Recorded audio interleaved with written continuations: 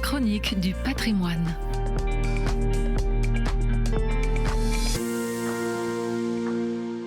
Il y a quelques jours, le site archéologique de Tyr au Liban a été frôlé par des frappes israéliennes. Cette cité phénicienne est réputée pour être l'une des plus anciennes métropoles du monde. Si les vestiges archéologiques ont été épargnés, les frappes ont endommagé le musée et déclenché un incendie à proximité. Cette attaque a ravivé l'inquiétude des autorités libanaises ainsi que des organisations internationales qui avaient déjà constaté plusieurs atteintes au patrimoine lors de cette guerre, parmi lesquelles 4 sites classés à l'UNESCO en Iran. En 2024, l'UNESCO avait déjà déployé une protection renforcée pour 34 sites patrimoniaux au Liban en cas de conflit armé. Ce régime de protection a été activé et ces sites bénéficient aujourd'hui d'une attention particulière.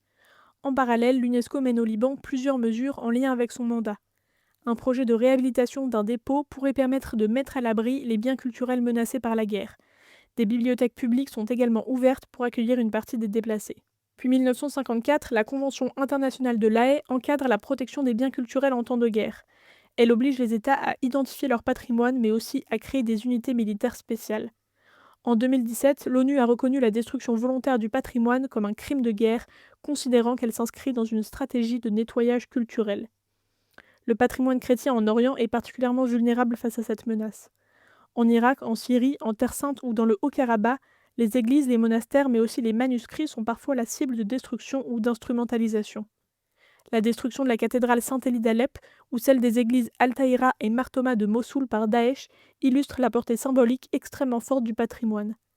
En détruisant ces lieux de culte et bâtiments historiques, c'est la légitimité des chrétiens à vivre sur leur terre qui est attaquée.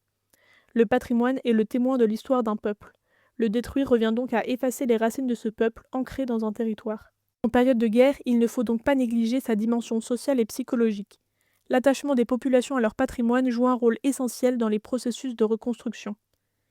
Parmi les sites dont la protection a été renforcée par l'UNESCO, celui de Byblos, un port antique de la côte libanaise, fait actuellement l'objet d'une exposition à l'Institut du monde arabe.